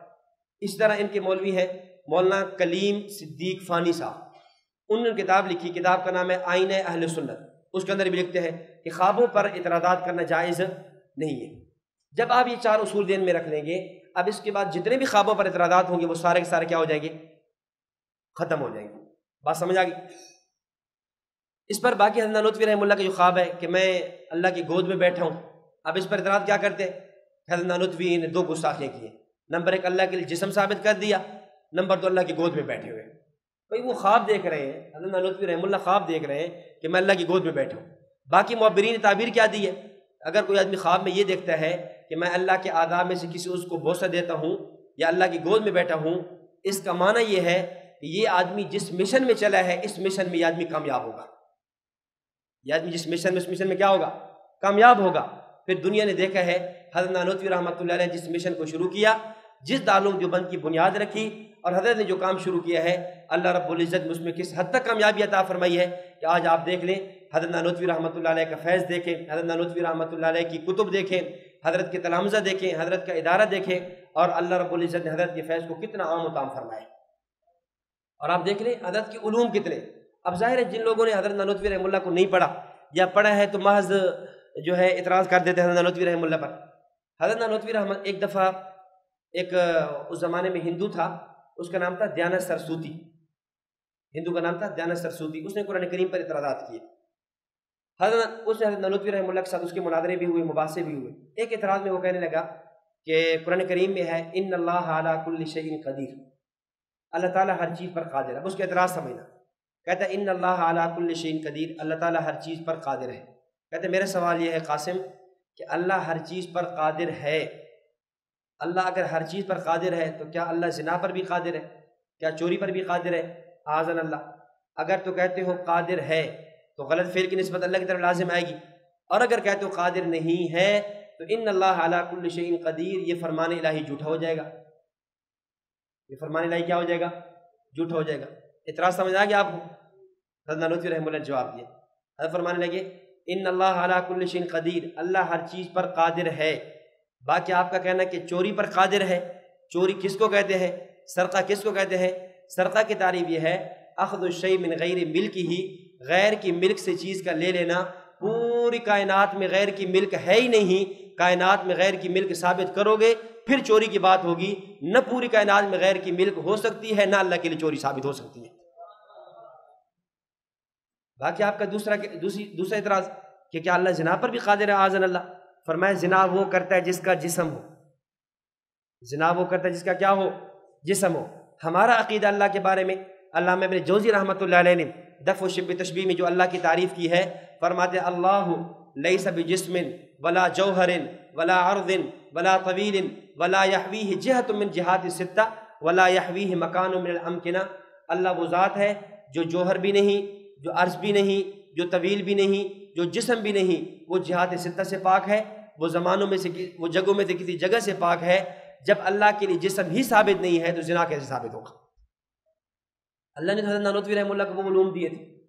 اس طرز پہ حضرت رحمۃ اللہ علیہ نے جتنے بھی فرقہ باطلہ تھے اس زمانے کے اندر، خاص طور پہ جو ہندو تھے، دہریہ تھے، ان سے حضرت نانوتوی رحمہ اللہ کے مناظرے ہوا کرتے تھے، اور آپ اس کی یعنی حضرت نانوتوی رحمہ اللہ قرآن سنت کی صحیح معنوں میں تشریح پیش کیا کرتے تھے۔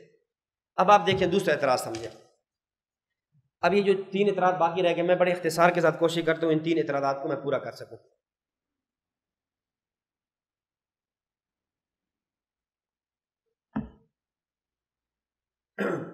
حضرت دوسرے اعتراض حضرت گنگوہی پر، میں نے پہلے عرض کیا تھا فتاوی رشیدہ میں یہ عبارت نہیں ہے۔ حسام الحرمین نے اس نے یہ لکھا تھا کہ اللہ جھوٹ بولتا ہے، تو فتاوی رشیدہ کے اندر یہ عبارت ہے کہ اللہ جھوٹ بولتا ہے۔ جی چلیں کرتے ہیں، آج ہمارے پاس کچھ ٹائم زیادہ ہے، آدھا گھنٹہ مزید ہے، میں اس کو کوشش کرتا ہوں 15-20 منٹ میں اس کو پورا کرتا ہوں۔ اعتراض کیا ہے؟ کہتے ہیں یہ حضرت گنگوہی نے لکھا فتاوی رشیدہ میں اللہ جھوٹ بولتا ہے۔ یاد کر کے فتاوی رشیدہ میں یہ عبارت نہیں ہے، پورے فتاوی رشیدہ میں آپ کو نہیں دیکھ سکتے کہ اللہ نے یہ حضرت گنگوہی رحمہ اللہ نے یہ عبارت لکھی ہے۔ باقی رہا فتاوی رشیدہ میں اصل گفتگو چلی ہے عموم قدرت باری تعالیٰ کی، ایک ہے امکان کذب اور ایک ہے عموم قدرت باری تعالیٰ۔ ہمارا عقیدہ یہ ہے کہ اللہ تعالیٰ کی قدرت میں تعمیم ہے، اللہ کی قدرت میں کیا ہے؟ عموم ہے، عموم قدرت باری تعالیٰ۔ عموم قدرت باری تعالیٰ کا معنی یہ ہے کہ اللہ رب العزت نے جو فیصلے فرمائے ہیں، اللہ نے جو وعدے فرمائے ہیں، جو وعیدیں فرمائی ہے، اللہ تعالیٰ ان کے خلاف ہرگز نہیں کرے گا، لیکن اگر کرنا چاہے تو کیا کرنے پر قادر بھی ہے یا نہیں؟ تو ہم کہتے ہیں قادر ہے۔ مثلا اللہ تعالیٰ نے فرمایا کہ جو ہے کافر جہنم میں جائے گا، اب اللہ تعالیٰ کافر کو جہنم ہی میں بھیجے گا، اس کے خلاف نہیں کرے گا، لیکن کیا اللہ کافر کو جہنم سے نکال کر جنت پہ بھیجنے پر قادر ہے یا نہیں؟ قادر ہے۔ تو ہم کہتے ہیں عموم قدرت باری تعالیٰ۔ اسی طرح اللہ تعالیٰ نے فیصلہ فرمایا کہ مومن نیک لوگ وہ جنت میں جائیں گے، اللہ تعالیٰ ان کو جنت ہی میں بھیجے گا، لیکن اگر وہ جہنم میں بھیجنا چاہے تو بھیجنے پر قادر ہے یا نہیں؟ قادر ہے۔ ہم کہتے ہیں قادر ہے، عموم قدرت باری تعالیٰ۔ اور بریلوی کہتے ہیں تم اللہ کو جھوٹا کہتے ہو، اللہ کی طرف امکان کذب کا ممکن ہونا اس کی نسبت کر رہے ہوتے ہو، حالانکہ ہم امکان کذب کی بات نہیں ہے، عموم قدرت باری تعالیٰ ہے۔ عموم قدرت باری تعالیٰ اور چیز ہے اور امکان کذب اور چیز ہے۔ عموم قدرت باری تعالیٰ کے عنوان کو یہ لوگ عنوان کیا دے دیتے ہیں؟ امکان کذب کا، کہ یہ لوگ کہتے ہیں کہ اللہ تعالیٰ جھوٹ بولتا ہے۔ اب آپ بتائیں کیا ہم عموم قدرت باری تعالیٰ کی گفتگو کر رہے ہیں یا امکان کذب کے بارے میں کہہ رہے ہیں؟ عموم قدرت باری تعالیٰ۔ اللہ تعالیٰ کی قدرت کے اندر کیا ہے؟ عموم ہے، تعمیم ہے اللہ رب العزت کی قدرت میں، اور اس پر دلائل موجود ہیں۔ مولانا سرفراز خان صفدر صاحب رحمۃ اللہ علیہ نے ترقید متین پر تفسیر نعیم الدین میں اس پر حضرت نے عموم قدرت باری تعالیٰ پر بڑی ایک بہترین بات فرمائی ہے، اگر مختصراً آپ نے دیکھنی ہو وہاں سے دیکھ لیں۔ حضرت شیخ ہند رحمۃ اللہ علیہ نے اس پر مستقل کتاب بھی لکھی ہے، جہد المقل فی تنزیہ المعز والمذل، حضرت نے وہاں پر اس پر تفصیلی گفتگو فرمائی ہے۔ باقی اس پر دلیل میں ایک دلیل عرض کر دیتا ہوں۔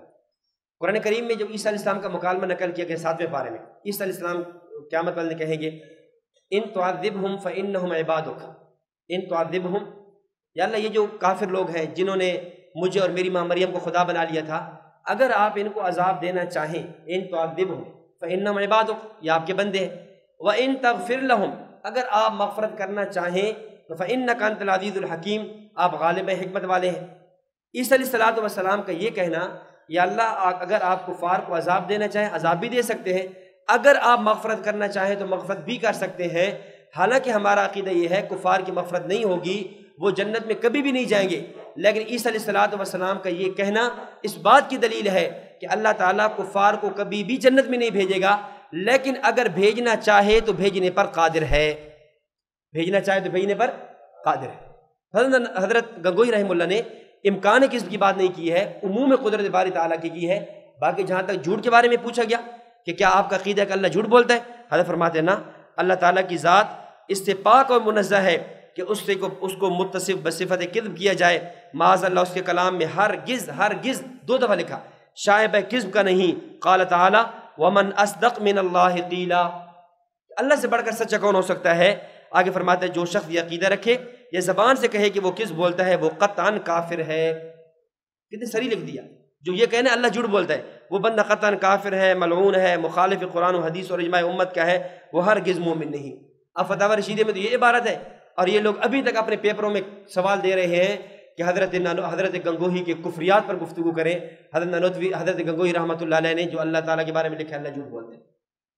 آگے دیکھیں، آگے یہ تیسری عبارت دیکھ لیں سہارنپوری رحمۃ اللہ علیہ کی، بڑے میں اختصار کے ساتھ چل رہا ہوں تاکہ بات کو ختم کر سکوں۔ فتاوی رشید مولانا مفتی محمد حسین گنگوہی صاحب رحمۃ اللہ فرماتے ہیں کہ ایک دفعہ میں یعنی ان لوگوں کے اندر نا کس حد تک ہے کہ ہمارے اکابر کو کافر کہنا سختی کس حد تک ہے۔ شاید آپ نے دیکھی ہو 2-3 دنوں سے سند ان کی چلی ہے، اس سند کے اندر یہ لکھا ہے، یعنی شہادت العالمیہ کی سند ہی تب دیتے ہیں، اس میں لکھا ہے کہ میں قادیانی، وہابی، دیوبندی، مودودی، تبلیغی ان سب کو کافر سمجھتا ہوں۔ ان سند ہی تب دیتے ہیں جب ہمارے کفر بھی دستخط کرا دیتے ہیں، اور پھر لوگ ہمارے بارے میں کہتے ہیں کہ تم سخت ہو، فرقہ واریت والی گفتگو تم کرتے ہو۔ اب آپ دیکھیں کہ کس حد تک ان لوگوں کے اپنے پیپروں میں یہ سوال دے رہے ہیں، اپنی سندوں پر یہ لکھ رہے ہیں۔ حضرت مفتی محمد حسین گنگوہی صاحب رحمۃ اللہ فرماتے ہیں کہ ایک دفعہ میں ٹرین پہ جا رہا تھا، کانپور ہندوستان کا شہر ہے، وہاں جا رہا تھا، میرے سامنے ایک بتی بیٹھ گیا، وہ مجھے جانتا تھا بھائی یہ دیوبندیوں کا بڑا عالم ہے۔ وہ بیٹھا تو اس نے مجھ سے پوچھا مولانا آپ کہاں جا رہے ہیں؟ میں نے کہا میں کانپور جا رہا ہوں۔ اچھا آپ وہ اشرف علی تھانوی کافر کو جانتے ہو؟ حضرت تھانوی کا نام لیا اور ساتھ کافر کا ہوا، اشرف علی تھانوی کافر کو جانتے ہو؟ تو میں نے کہا اشرف علی تھانوی کافر کون؟ وہ شاید آپ کی والدہ کا دوسرا شوہر ہوگا، آپ کی والدہ کا دوسرا شوہر ہوگا، میں تو نہیں جانتا۔ اچھا چلیں آپ کی والدہ کا نہیں ہوگا، پھر احمد رضا خان کی والدہ کا دوسرا شوہر ہوگا۔ کہتے ہیں ایسا خاموش ہوا کانپور اسٹیشن تک، پھر دوبارہ وہ نہیں بولا، اس طرح فرماتے ہیں کہ وہ بھی ٹرین کا واقعہ بیان کرتے ہیں۔ میں ٹرین میں تھا، مجھے ایک بندے نے کہا رشید احمد گنگوہی نے بڑا فتاوی رشید میں کفر لکھا ہے۔ میں نے کہا کون سا کفر لکھا ہے؟ اب میرے ذہن میں تھا وہ امکان ہے کس پہ گفتگو کرے گا، عموم قدرت باری تعالیٰ پہ۔ کہتے ہیں کہ رشید احمد گنگوہی نے جگہ جگہ لکھا ہے اللہ میاں فرماتے ہیں، اللہ میاں کہتے ہیں، اللہ میاں، لفظ اللہ میاں نا، تو اللہ میاں، تو کہتے ہیں دیکھو میاں کے 3 معنی آتے ہیں۔ ایک میاں کا معنی ہے شوہر، ایک میاں کا معنی ہے آقا، ایک میاں کا معنی ہے دلال۔ ایک میاں کا معنی کیا ہے؟ شوہر، تو ایک میاں کا معنی آقا اور ایک میاں کا معنی دلال۔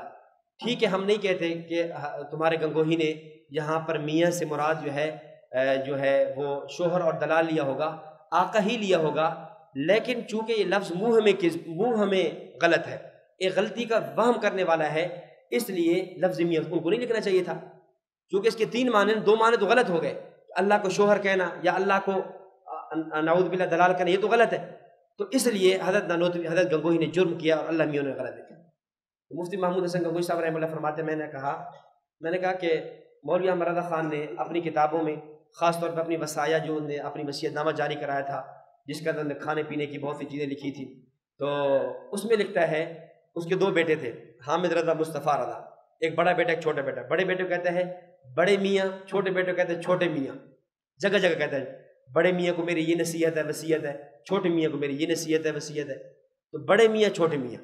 حضرت فرماتے ہیں کہ میں نے کہا کہ اس نے کہا بڑے میاں چھوٹے میاں، اب میاں کے آپ نے 3 معنی بیان کیے۔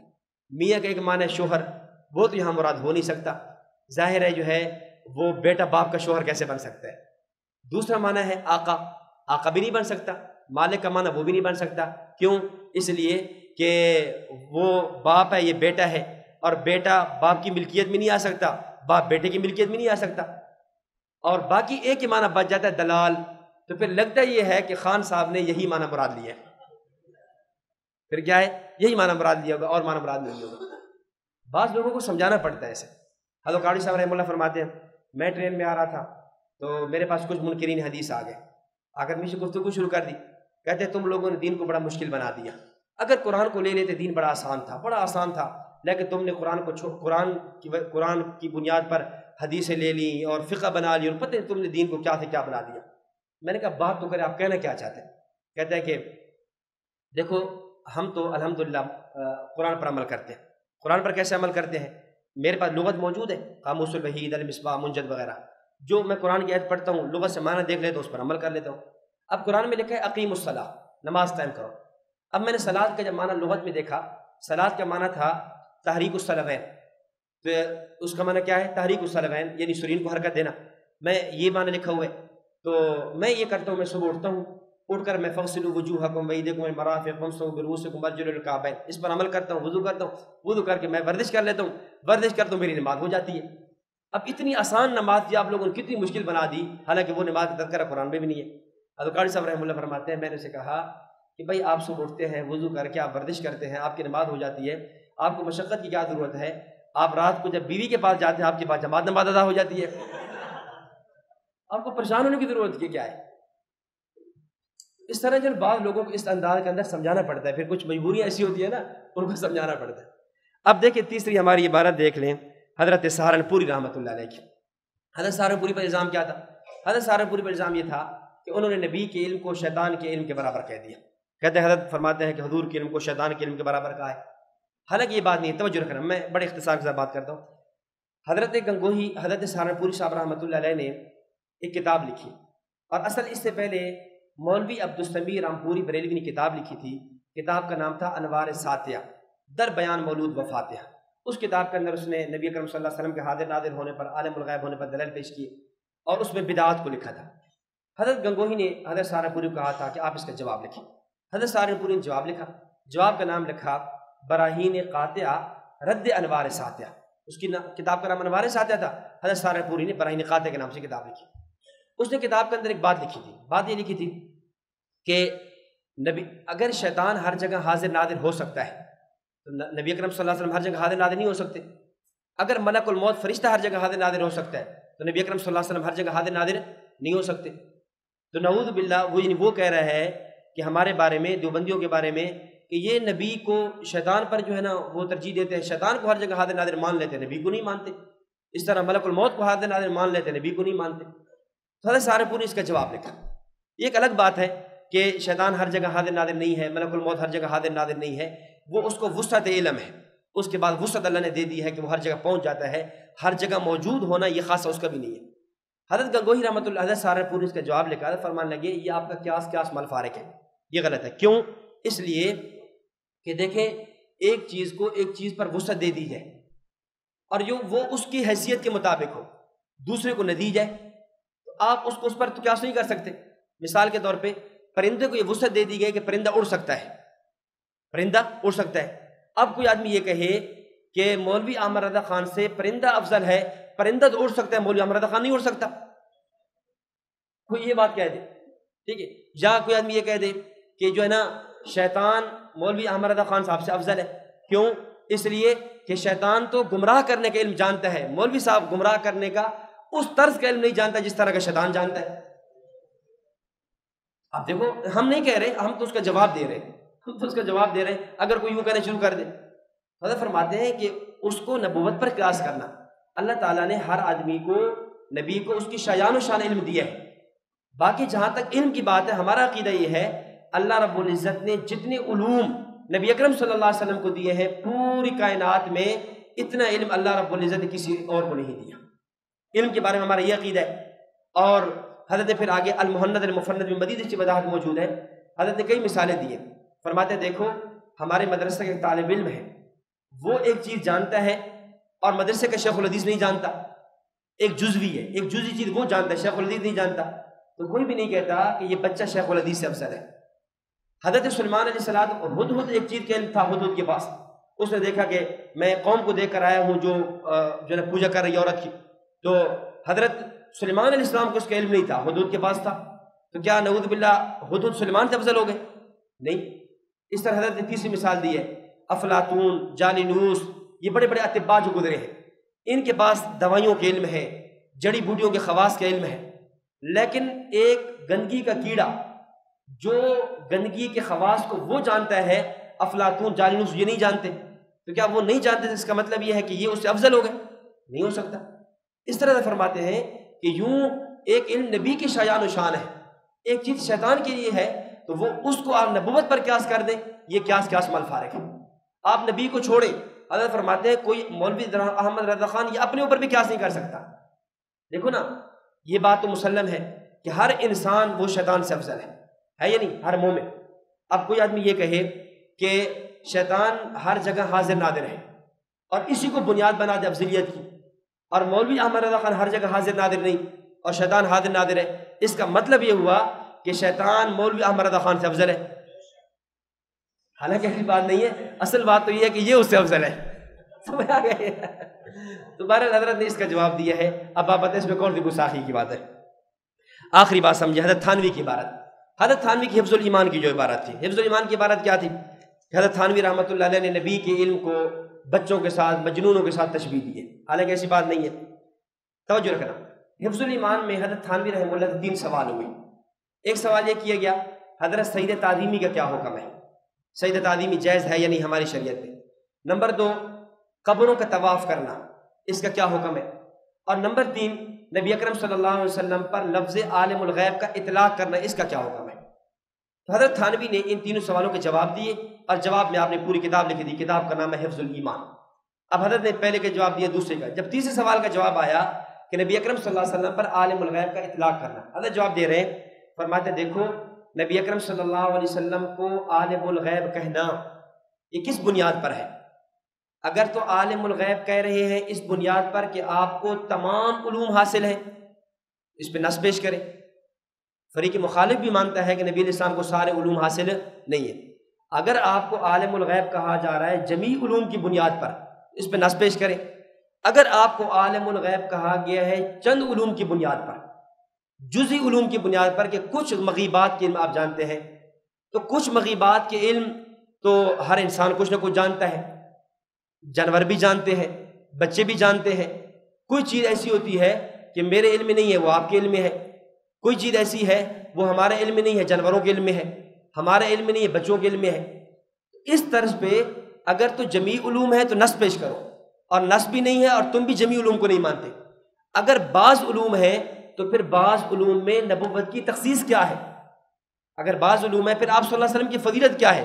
آپ کی فضیلت تو تب بنتی جب اس میں کوئی اور شریک نہ ہو سکتا، حالانکہ اس میں اور بھی شریک کھڑے ہیں، انسان بھی شریک ہیں، جانور بھی شریک ہیں، اس میں تو آپ کی کوئی فضیلت نہیں ہے۔ اس لیے آپ صلی اللہ علیہ وسلم پر لفظ عالم الغیب کا اطلاق کرنا ٹھیک نہیں ہے۔ حضرت نے یہ جواب دیے۔ اب آپ مجھے بتائیں اس عبارت میں کوئی گستاخی ہے؟ میں کوئی گستاخی نہیں ہے۔ اچھا، باوجود اس کے حضرت تھانوی رحمہ اللہ کو خطوط لکھے گئے، حضرت آپ چلے نا آخر میں وہ جو سبی مجنون والی عبارت تبدیل کر لیں۔ حضرت تھانوی تبدیل نہیں کر رہے تھے، حضرت فرماتے تھے کیوں، جب عبارت میں گستاخی نہیں میں کیوں تبدیل کروں۔ اور جب یہ سلم والی کا مناظرہ ہوا نا 1937 کے اندر، مولوی حشمت علی اور پیر مولانا کرم الدین بھیروی، یہ 2 تھے ادھر سے، اور علماء دیوبند کی طرف سے مولانا منظور احمد نعمانی صاحب رحمۃ اللہ علیہ اور مولانا حسین علی الوانی رحمۃ اللہ علیہ تھے۔ اس میں مولانا منظور احمد نعمانی نے شرح المواقف کی عبارت پیش کی تھی، بالکل جو عبارت تھانوی کی ہے اس سے ملتی جلتی عبارت حضرت شرح مواقف کی ہے۔ تو حضرت نے فرمایا تھا اگر فتویٰ کفر حضرت تھانوی پر ہے تو پھر شرح مواقف پر بھی فتویٰ کفر لگاؤ۔ تو حضرت تھانوی رحمہ اللہ نے اس عبارت کو بار اصرار کرنے کے بعد، بچوں کے مولوی احمد رضا خان اس کو اچھالتا ہے، آپ تبدیل کر دیں۔ حضرت تبدیل بھی کر دی۔ حفظ الایمان کے بعد آپ نے کتاب لکھی تغییر العنوان، آپ نے عبارت کو تبدیل بھی کر دیا۔ بسط البنان آپ نے تبدیل کر دیا۔ حضرت نے تبدیل کر دیا ان کی وجہ سے، لیکن حالانکہ عبارت میں کوئی گستاخی نہیں تھی، لیکن آج تک یہ لوگ اسی بات کو لے کر پھر رہے۔ تو یہ جب مناظرہ ہوا تھا نا سلم والی کا، مولانا منظور احمد نعمانی صاحب رحمۃ اللہ علیہ اور مولوی حشمت علی وغیرہ کا، تو اس مناظرے کی بڑی عجیب رویداد ہے۔ حضرت تھانوی کی عبارت زیر بحث تھی، 3 دن مناظرہ جاری رہا۔ تو ادھر سے بریلی مناظر الاسلام بریلی جو ان کا مدرسہ ہے، وہاں سے آئے تھے حشمت رضوی، اور ادھر سے ہمارے اکابر کی طرف سے مولانا منظور احمد نعمانی صاحب رحمہ اللہ مناظر تھے، مولانا حسین علی الوانی رحمۃ اللہ علیہ وہ صدر مناظر تھے۔ ان کی طرف سے قاضی مدر حسین صاحب رحمۃ اللہ علیہ کے والد گرامی مولانا کرم الدین دبیر رحمۃ اللہ علیہ، وہ اس وقت پہلے بریلوی تھے، وہ ان کی طرف سے صدر مناظر تھے۔ گفتگو ہوئی، مناظرہ ہوا، تو مولانا منظور احمد نعمانی صاحب رحمۃ اللہ علیہ نے بڑی مدنر گفتگو فرمائی، بڑی متانت کے ساتھ، بڑی سنجیدگی کے ساتھ گفتگو فرمائی۔ حضرت کی گفتگو اتنی لاجواب تھی، اتنی لاجواب تھی، اور مد مقابل میں جو مناظر حشمت علی تھا وہ پوری گفتگو میں گالیاں دیتا رہا ہے، کبھی تھانوی کو، کبھی گنگوہی کو، کبھی نانوتوی کو، کوئی دلیل نہیں پیش کر سکا۔ تو 3 دن کے مناظرے کے بعد جو فیصلہ ہوا، اور فیصلہ کرنے والے ہمارے نہیں ان کے صدر ہیں، پیر کرم الدین دبیر رحمۃ اللہ علیہ بریلویوں کے صدر تھے مناظرے کے۔ انہوں نے جو فیصلہ دیا، ان کا فیصلہ یہ تھا کہ میں 3 دن کے مناظرے میں حفظ الایمان کی عبارت پر جو مناظرہ ہوا، اس نتیجے پر پہنچا ہوں کہ مولانا منظور احمد نعمانی صاحب رحمہ اللہ کے پاس دلائل بھی ہیں، مولانا منظور احمد نعمانی صاحب رحمہ اللہ کی زبان میں سنجیدگی اور متانت اور حوصلہ بھی ہے، اور ہمارے مناظرے کے پاس نہ دلائل ہے نہ حوصلہ ہے، اس نے گالیوں پہ گزارا کیا ہے۔ لہذا اس مناظرے کی وجہ سے آج میں کرم الدین دبیر ملت بریلویہ سے توبہ طائب ہو کر دیوبندی ہو رہا ہوں۔ مولانا کرم الدین دیوبندی ہو گئے۔ اور پھر جب یہ 1937 کی بات ہے، سلہ والی یہاں سرگودا غریب ہے، اس کے بعد پھر انہوں نے، ان کا بیٹا تھا قاضی مدر حسین صاحب رحمۃ اللہ علیہ، انہوں نے اپنے بیٹے کو پھر دارالعلوم دیوبند بھجوایا۔ اس وقت شیخ الاسلام سید حسین مدنی رحمۃ اللہ علیہ کا درس حدیث عروج پہ تھا، تو بیٹا بھجوایا اور مولانا مدنی کو خط بھی لکھا تھا کہ آپ میرے بیٹے کو سنبھالیں، اس کی تربیت کریں، اس کو پڑھیں۔ تو یہ جو مولانا کرم الدین دبیر رحمۃ اللہ علیہ کے دیوبندی ہونے کی وجہ وہ یہ ہے۔ آج بریلوی تسلیم نہیں کرتے، وہ کہتے ہیں کہ وہ بریلوی ہی تھے، حالانکہ بریلوی نہیں تھے، وہ آخری عمر میں اس مناظرے کے بعد دیوبندی ہو گئے تھے، اور اسی بنیاد پر انہوں نے اپنے بیٹے کو حضرت مدنی رحمۃ اللہ علیہ کے پاس بھیجا تھا۔ ظاہر اگر دیوبندی نہ ہوتے اپنے بیٹے کو دارالعلوم دیوبند کو بھیجتے، پھر بیٹے کو ادھر بھیج دیتے مناظر اسلام بریلی میں یا کسی اور مدرسے میں بھیج دیتے، بیٹے کا وہاں بھیجنا۔ اور یہ روایت تو چھپ بھی چکی ہے فتوحات نعمانیہ کے اندر، یہ پورا جو مناظرہ ہے سلہ والی کا 3 دنوں کا مناظرہ، یہ پوری روایت حضرت مولانا نعمانی صاحب رحمہ اللہ نے چھاپ دی ہے۔ یہ 4 عبارتیں میں نے آپ حضرات کی خدمت میں پیش کر دی ہیں۔ اللہ رب العزت سے دعا ہے کہ اللہ تعالیٰ صحیح معنوں میں ہمیں حق کو سمجھنے کی اور علماء دیوبند کا دفاع کرنے کی توفیق عطا فرمائے۔ وآخر دعوانا الحمد للہ رب العالمین۔